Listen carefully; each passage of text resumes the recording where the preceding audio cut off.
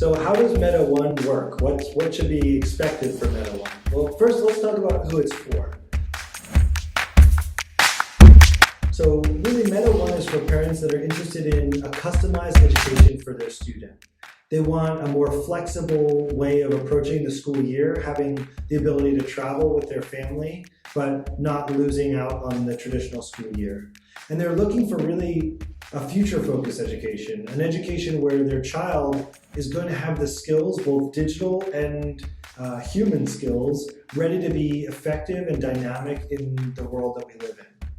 It's also for students who probably are bored in school and don't really feel challenged by the education that they're receiving, that might be also looking to be more future ready in terms of digital skills or specific industry skills that they're interested in.